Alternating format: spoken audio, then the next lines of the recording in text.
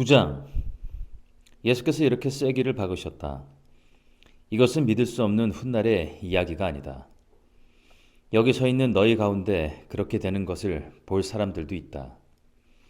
그들은 하나님의 나라가 위엄 있게 임하는 것을 볼 것이다. 엿새 후에 그들 가운데 세 사람이 정말 그것을 보았다. 예수께서 베드로와 야고보와 요한을 데리고 높은 산에 올라가셨다. 그리고 그들 눈앞에서 그분의 모습이 완전히 변했다. 그분의 옷은 아무리 표백해도 더 하얘질 수 없을 만큼 반짝반짝 빛났다. 엘리야와 모세가 함께 나타나서 예수와 깊은 대화를 나누고 있었다. 베드로가 끼어들었다. 랍비님, 지금은 중대한 순간입니다. 기념비 셋을 세우는 것이 어떻겠습니까? 하나는 주님을 위해, 하나는 모세를 위해, 하나는 엘리야를 위해서 말입니다. 일행과 마찬가지로 눈앞의 광경에 놀란 베드로가 무심코 내뱉은 말이었다. 바로 그때 비처럼 환한 구름이 그들을 덮더니 구름 속 깊은 데서 한 음성이 들려왔다. 이는 내가 사랑으로 구별한 내 아들이다. 그의 말을 들어라. 잠시 후에 제자들이 눈을 비비며 주변을 둘러보니 오직 예수밖에 보이지 않았다. 산을 내려오면서 예수께서 그들에게 비밀을 지킬 것을 엄히 명하셨다. 너희가 본 것을 아무에게도 말하지 마라. 그러나 인자가 죽은 자들 가운데서 다시 살아난 뒤에는 말해도 좋다. 그들은 죽은 자들 가운데서 살아난다는 것이 도대체 무슨 말인지 몰라 고개를 갸우뚱거렸다. 중간에 제자들이 물었다. 종교학자들은 왜 엘리야가 먼저 와야 한다고 말합니까? 예수께서 대답하셨다. 과연 엘리야가 먼저 와서 인자가 올 때를 위해 모든 것을 준비한다. 사람들이 이 엘리야를 업신여겼고 사람들이 인자도 똑같이 업신여길 것이다. 인자는 성경에 기록된 대로 심한 고난과 천대와 멸시를 받을 것이다. 그들이 산을 내려와 다른 제자들에게 돌아오니 주위에 큰 무리가 보이고 종교학자들이 제자들에게 따져 묻고 있었다. 예수를 보자마자 무리 가운데 반가운 기운이 일었다. 사람들이 달려와서 그분을 맞이했다. 예수께서 물으셨다. 무슨 일이냐? 왜 이렇게 소란스러우냐? 무리 가운데 한 남자가 대답했다. 선생님, 귀신 때문에 말을 못하는 제 아들을 선생님께 데려왔습니다. 귀신이 사로잡을 때마다 아이가 바닥에 거꾸러져 입에 거품을 물고 이를 갈면서 막대기처럼 굳어집니다.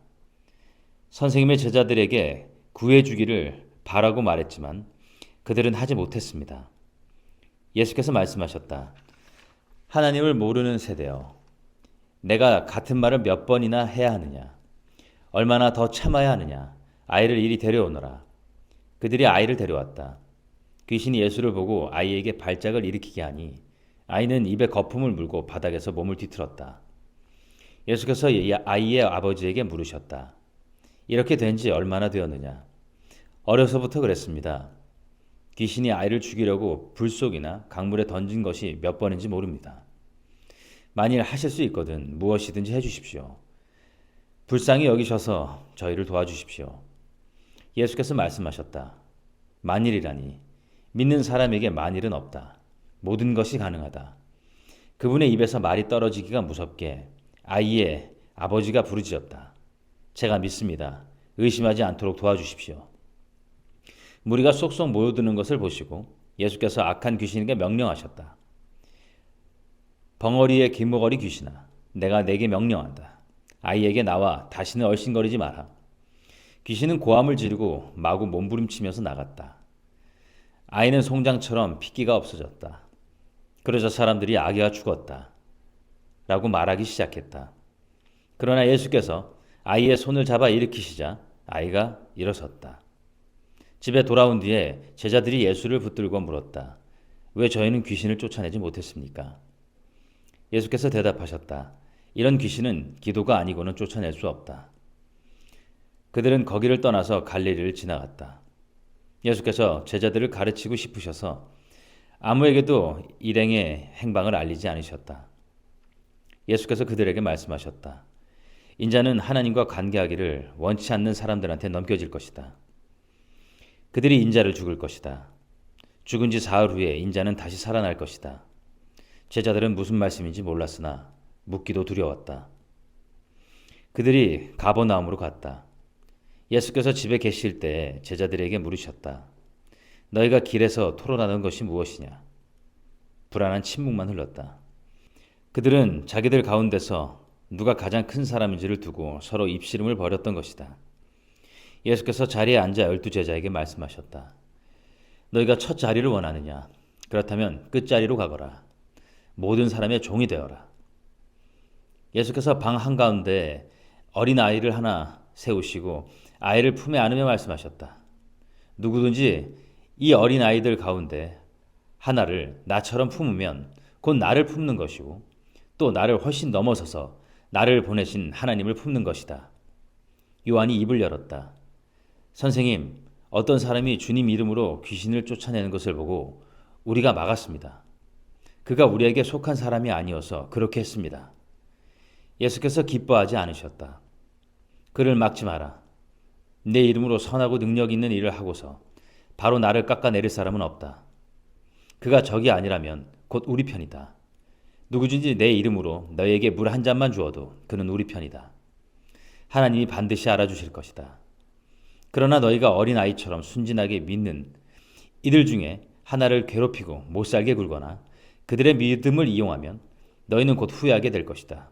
차라리 너희 목에 맷돌을 달고 호수 한복판에 뛰어드는 것이 낫다.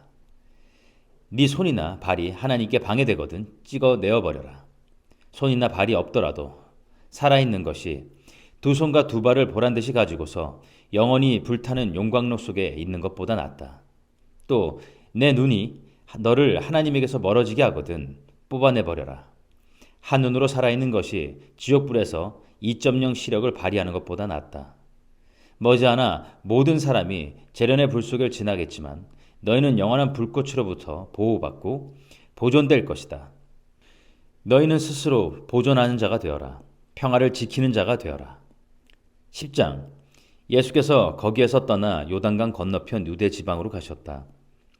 매번 그러듯이 무리가 따라왔고 예수께서는 늘 하시던 대로 그들을 가르치셨다. 바리새인들이 예수를 괴롭힐 요량으로 다가와 물었다.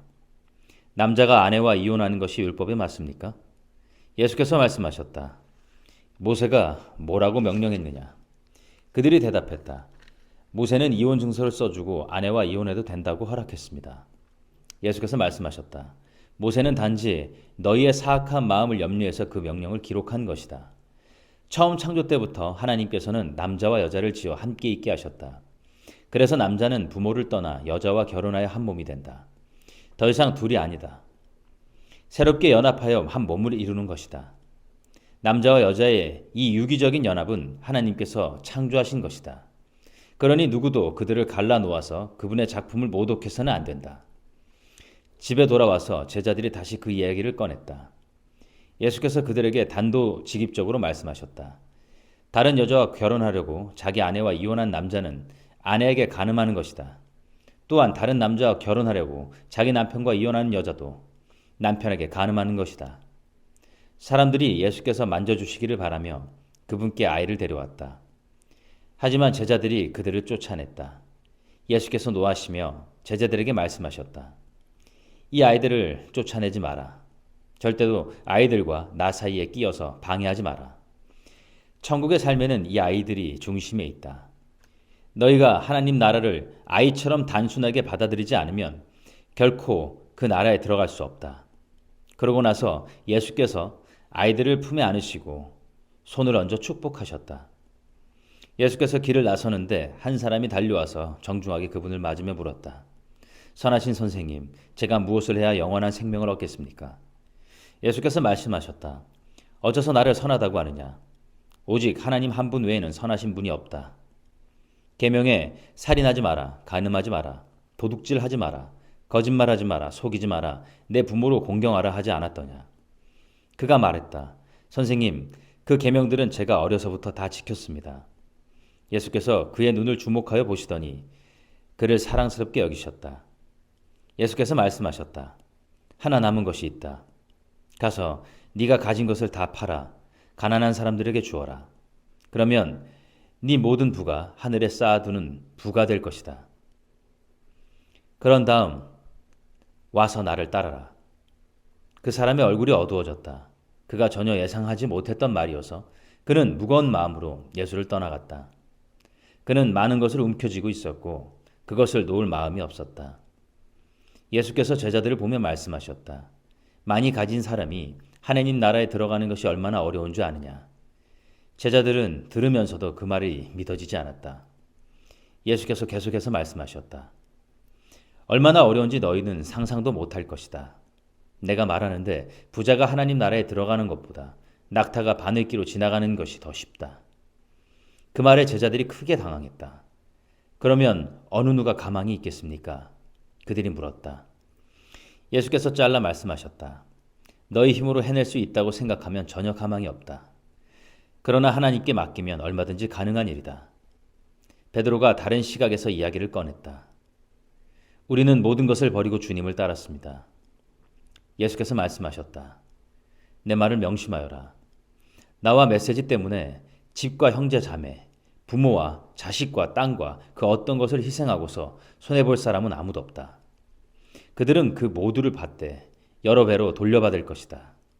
다만 어려움도 함께 받을 것이다. 영원한 생명도 덤으로 받을 것이다. 다시 한번 말한다. 이것은 위대한 반전이다. 먼저였으나 나중되고 나중이었으나 먼저 될 사람은 많을 것이다. 다시 그들은 예루살렘으로 향했다. 예수께서 앞장서 계셨고 제자들은 적잖이 당황스럽고 두려운 마음으로 그분을 따르고 있었다. 예수께서 12 제자를 데려다가 이후에 있을 일을 되풀이해서 말씀하셨다. 내 말을 잘 들어라. 우리는 지금 예루살렘으로 올라가는 길이다. 그곳에 가면 인자는 종교 지도자와 학자들에게 넘겨질 것이다. 그들은 인자에게 사형을 선고할 것이다. 그리고 인자를 로마 사람에게 넘겨주어 조롱하고 침뱉고 고문하고 죽일 것이다. 그러나 사흘 후에 인자는 다시 살아날 것이다.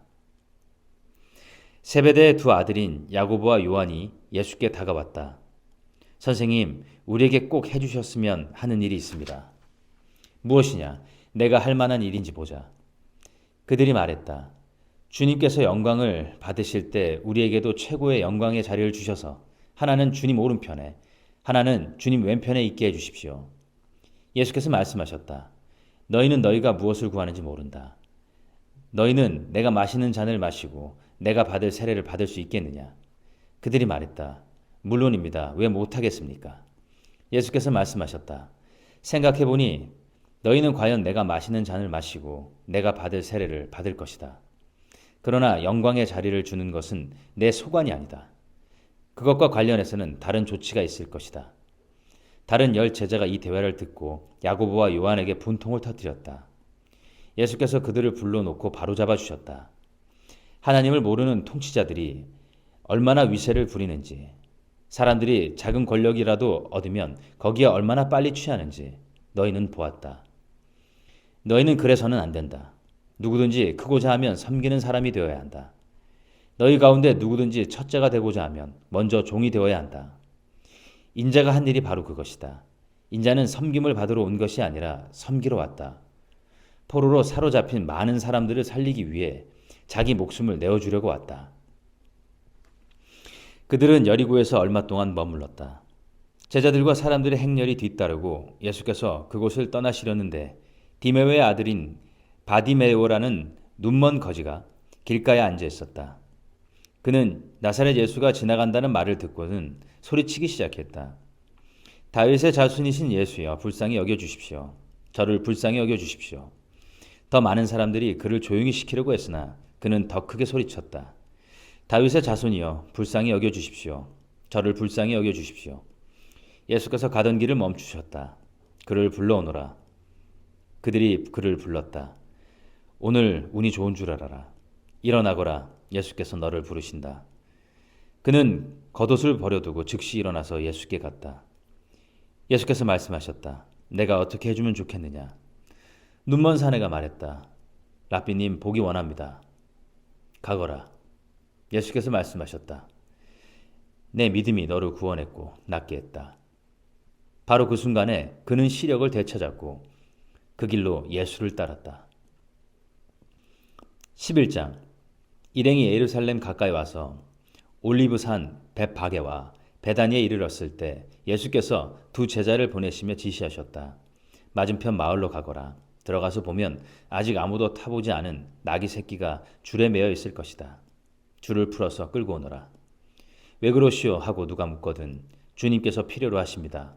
곧 돌려보내겠습니다. 하고 말하여라.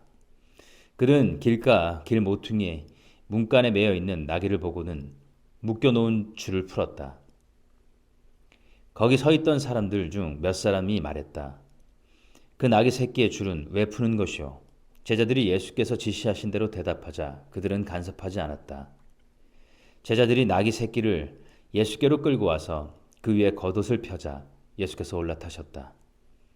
사람들이 예수를 열렬히 환영했다. 길 위에 자기 겉옷을 펴는 사람도 있었고 들에서 배워온 풀을 까는 사람들도 있었다. 그들은 앞에서 걷고 뒤에서 따르며 소리쳤다.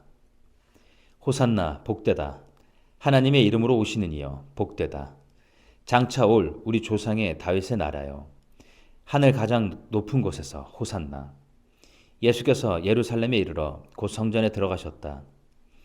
예수께서는 성전을 둘러보시며 모든 것을 마음에 두셨다. 그러나 이미 시간이 늦어 12 제자와 함께 베다니로 돌아가셨다. 이튿날 그들이 베다니에 나설 때 예수께서 배가 고프셨다. 그분은 저만치 떨어진 곳에 있는 잎이 무성한 무화과 나무 한 그루를 보셨다. 예수께서 혹시 아침 끼니가 될 만한 것이 있을까 하여 다가가셨지만 무화과 잎사귀밖에 없었다. 아직 무화과 철이 아니었다. 예수께서는 나무에게 말씀하셨다. 다시는 아무도 내게서 열매를 먹지 못할 것이다. 제자들도 그 말을 들었다. 그들이 예루살렘에 도착했다. 예수께서 즉시 성전에 들어가셔서 거기에 상점을 차려놓고 사고 파는 사람들은 모두 쫓아내셨다. 환전상들의 가판대와 비둘기 상인들의 진열대도 뒤엎으셨다. 예수께서는 아무도 바구니를 들고 성전 안을 지나다니지 못하게 하셨다. 그러고 나서 다음 말씀을 인용해 그들을 가르치셨다. 내 집은 만민을 위한 기도하는 집이라 일컬어졌다. 그런데 너희는 그곳을 도둑의 소굴로 바꾸어 놓았다. 대제사장과 종교학자들이 이 말을 듣고서 그분을 제거할 방도를 모의했다. 그들은 온 무리가 그분의 가르침에 푹 빠져 있는 것을 보고 당황했다. 저녁 때 예수와 제자들이 도성을 나섰다. 아침에 그들이 길을 가다 보니 무화과 나무가 마른 막대기처럼 말라붙어 있었다.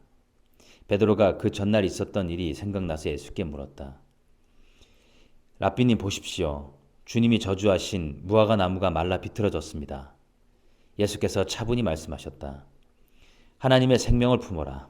정말로 품어라.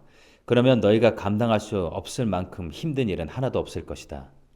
예컨대 얼버무리거나 망설일 거 없이 이 산더러 가서 호수에 뛰어들어라 하고 말하면 그대로 이루어질 것이다. 그래서 내가 너희더러 작은 일부터 큰 일까지 모든 일에 기도하라고 관건하는 것이다. 하나님의 생명을 품을 때 너희는 거기에 모든 것을 포함시켜라. 그러면 너희는 하나님의 것을 다 받을 것이다. 그리고 기도할 때는 구하는 것이 전부가 아님을 기억하여라. 누구에게 서운한 것이 있거든 용서하여라. 그때야 하늘에 계신 너희 아버지께서도 너희 죄를 깨끗이 용서할 마음이 드실 것이다. 그 후에 그들이 다시 예루살렘에 들어가서 성전 안을 걷고 있는데 대제사장과 종교학자와 지도자들이 다가와서 따졌다. 당신의 신임장을 보여주십시오. 누구의 권한으로 이렇게 말하고 행동하는 겁니까? 예수께서 대답하셨다. 먼저 한 가지만 묻겠다. 내 물음에 답하면 나도 내 신임장을 보여주겠다. 요한의 세례에 관한 것인데 그것이 누구에게 온 권한이냐? 하늘이냐 사람이냐? 말해보아라. 그들은 자기들이 궁지에 몰린 것을 알아차리고는 뒤로 물러나와 모여서 수군거렸다. 하늘이라고 하면 왜 요한을 믿지 않았냐고 물을 것이고 사람이라고 하면 온 백성이 요한을 예언자로 떠받더니 우리가 백성 앞에서 몹시 난처해진다. 그들은 이번에는 예수께 양보하기로 했다. 우리는 모르오. 그들이 말했다. 예수께서 대답하셨다. 그렇다면 나도 너희 물음에 대답하지 않겠다. 12장 예수께서 그들에게 여러 이야기를 들려주기 시작하셨다. 어떤 사람이 포도원을 세웠다. 그는 포도원 울타리를 치고 포도즙 짜는 틀을 파고 망대를 세운 다음 소장농들에게 맡기고 먼 길을 떠났다. 수확할 때가 되어 그는 수익을 거두려고 소장농들에게 종 한 사람을 보냈다. 소장농들은 그를 잡아서 마구 때려 빈손으로 돌려보냈다. 주인이 다른 종을 보내자 그들은 그를 골탕 먹이고 모욕을 주었다. 주인이 또 다른 종을 보내자 그들은 그를 죽여버렸다. 주인은 계속해서 많은 종들을 보냈으나 소장농들은 그들을 때리기도 하고 죽이기도 했다. 결국 한 사람밖에 남지 않았다. 사랑하는 아들이었다. 포도원 주인은 최후 방책으로 아들을 보내며 저들이 내 아들만큼은 존중하겠지 하고 생각했다. 그러나 소장농들은 오히려 이것을 기회로 삼았다. 그들은 욕심이 가득하여 두 손을 비비며 말했다. 이는 상속자다. 그를 죽이고 우리가 재산을 다 차지하자. 그들은 그 아들을 잡아 죽여서 울타리 밖으로 내던졌다. 너희 생각에는 포도원 주인이 어떻게 할 것 같으냐? 맞다. 그가 와서 그들을 다 없애버릴 것이다. 그리고 포도원 관리는 다른 사람에게 맡길 것이다. 너희가 성경을 직접 읽어보아라. 석공들이 내버린 돌이 이제 모퉁이 돌이 되었다. 이것은 하나님께서 행하신 일, 눈을 씻고 보아도 신기할 따름이다. 대제사장과 종교학자와 지도자들은 당장 예수를 잡고 싶었으나 여론이 두려워 참았다. 그들은 그 이야기가 자기들을 두고 한 것임을 알았다. 그들은 서둘러 그 자리를 떠났다. 그들은 예수를 그들의 올무에 걸리게 하려고 바리새인과 헤롯의 당원 몇 명을 그분께 보냈다. 뭔가 책 잡힐 만한 발언을 하게 해서 그분을 잡을 심산이었다. 그들이 다가와서 말했다. 선생님, 우리가 알기로 당신은 진실하고 여론에 개의치 않으며 배우는 사람들의 비위를 맞추지 않고 하나님의 도를 정확히 가르치십니다. 그러니 우리한테 말해 주십시오. 황제에게 세금을 내는 것이 법에 맞습니까? 맞지 않습니까? 예수께서 그 질문이 계략임을 아시고 말씀하셨다. 왜 나를 속이려고 드느냐? 동전을 가져다가 내게 보여라. 그들이 예수께 동전을 건넸다. 여기 새겨진 얼굴이 누구 얼굴이냐? 그리고 이 위에 있는 것이 누구의 이름이냐? 그들이 말했다. 황제입니다. 예수께서 말씀하셨다. 황제의 것은 황제에게 주고 하나님의 것은 하나님께 드려라. 그들은 말문이 막혀 입이 떡 벌어졌다. 부활의 가능성을 일절 부인하는 사두개파 사람 몇이 예수께 다가와 물었다. 선생님, 모세는 기록하기를 남자가 자식 없이 아내를 두고 죽으면 그 동생이 형수와 결혼해서 자식을 낳아줄 의무가 있다고 했습니다. 한 번은 7 형제가 있었습니다. 마지가 결혼했는데 자식이 없이 죽었습니다. 둘째가 형수와 결혼했으나 역시 자식이 없어 죽었습니다. 셋째도 그러하였습니다. 7 형제가 다 차례대로 그렇게 했으나 자식이 없었습니다. 마지막에는 여자도 죽었습니다. 7 형제가 모두 그 여자의 남편이었습니다. 그들이 부활할 때 다시 살아나면 그 여자는 누구의 아내가 됩니까? 예수께서 말씀하셨다. 너희는 크게 잘못 생각하고 있다. 첫째로, 너희는 성경을 모른다. 둘째로, 너희는 하나님께서 일하시는 방식을 모른다. 죽은 사람이 살아난 뒤에는 결혼할 일이 없다. 그때 사람들은 천사들처럼 되어서 하나님과 최고의 기쁨과 친밀감을 나눌 것이다. 그리고 죽은 사람이 다시 살아나는지에 대해서인데 너희는 성경도 읽지 않느냐. 하나님께서는 떨기나무에서 모세에게 나는 아브라함의 하나님, 이삭의 하나님, 야곱의 하나님이라고 말씀하셨다. 이었다라고 말씀하시지 않으셨다. 살아계신 하나님은 죽은 자의 하나님이 아니라 산 자의 하나님이시다. 너희가 몰라도 한참 모르고 있다. 종교학자 한 사람이 다가왔다. 그는 질문과 대답이 열띠게 오가는 것을 듣고 또 예수께서 예리하게 대답하시는 것을 보고 이렇게 질문했다. 모든 계명 가운데서 가장 중요한 계명이 무엇입니까? 예수께서 말씀하셨다. 가장 중요한 계명은 이것이다. 이스라엘아 들어라. 주 너의 하나님은 한 분이시니 내 열정과 간구와 지성과 힘을 다해 주 너의 하나님을 사랑하라. 둘째는 이것이다. 내 자신을 사랑하는 것 같이 다른 사람을 사랑하라. 이것에 견줄 만한 다른 계명은 없다. 종교학자가 말했다. 선생님, 훌륭한 답입니다. 하나님은 한 분이시고 다른 이가 없다는 말씀은 아주 명쾌하고 정확하십니다. 그리고 열정과 지성과 힘을 다해 그분을 사랑하는 것과 자기 자신을 사랑한 것 같이 다른 사람을 사랑하는 것은 모든 재물과 희생을 다 합한 것보다 낫습니다. 예수께서 그의 남다른 통찰력을 보고 말씀하셨다. 네가 하나님 나라 문턱에까지 와 있다. 그 후로는 아무도 그분께 묻는 사람이 없었다. 예수께서 성전에서 가르치시던 중에 물으셨다. 어째서 종교학자들은 메시아가 다윗의 자손이라고 하느냐? 우리가 다 아는 것처럼 다윗은 성령의 감동을 받아 이렇게 말했다. 하나님께서 내 주님께 말씀하셨다. 내가 내 원수들을 내 발 아래에 둘 때까지 너는 여기 내 오른편에 앉아 있어라. 다윗이 여기서 메시아를 내 주님이라고 부르는데 메시아가 어떻게 다윗의 자손이 될 수 있느냐? 큰 무리가 즐거이 그 말씀을 들었다. 예수께서 계속 가르치셨다. 종교학자들은 조심하여라. 그들은 가운을 입고 다니며 사람들의 치켜 세우는 말에 우쭐하고 중요한 자리를 차지하면서 교회의 모든 행사에서 상석 앉기를 좋아한다. 언제나 그들은 연약하고 무력한 사람들을 착취한다. 그들의 기도가 길어질수록 그들의 상태는 더 나빠진다. 마지막에 그들은 그 값을 치르게 될 것이다. 예수님께서 헌금함 맞은편에 앉으셔서 사람들이 헌금함에 돈을 넣는 것을 보고 계셨다. 많은 부자들이 큰 돈을 바치고 있었다. 그때 한 가난한 과부가 다가와서 작은 동전 2개를 넣었다. 겨우 동전 2개였다. 예수께서 제자들을 불러놓고 말씀하셨다. 과연 이 가난한 과부가 헌금함에 넣는 것이 다른 사람들이 넣는 것을 다 합한 것보다 크다. 다른 사람들은 아깝지 않을 만큼 헌금했지만 이 여자는 자기 형편보다 넘치도록 드렸다. 자신의 전부를 드린 것이다.